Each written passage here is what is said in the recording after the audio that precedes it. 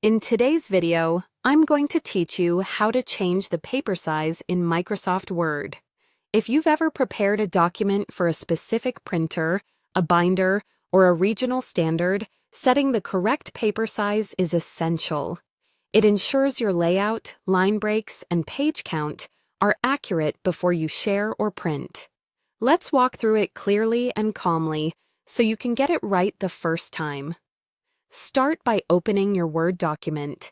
Have it visible on your screen so you can immediately see how your changes affect the pages. With your document open, look to the ribbon at the top of Word and click the Layout tab. In some older versions, you may see Page Layout, but the controls we need are in the same area. Within the Layout tab, find the Page Setup group. There, click the button labeled Size. When you click Size, a drop-down menu appears with common paper sizes. You'll typically see options like Letter, A4, and Legal, among others. These presets match widely used standards, so if your document is meant for a specific region or printer default, choose the one that fits your needs. Go ahead and select the size you want. As soon as you choose it, Word applies that paper size to your document. You may notice the page count shifting slightly and elements reflowing, which is normal.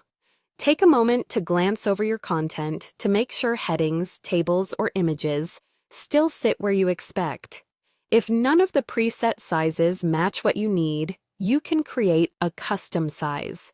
At the bottom of that same size dropdown, click More Paper Sizes. This opens the Page Setup dialog, where you can enter a specific width and height. Type in the exact measurements you need. Pay attention to the units shown there. If your measurements are in inches or millimeters, match those units for accuracy. Keep in mind that some printers have minimum margin requirements, so allow a bit of space near the edges to avoid content being cut off.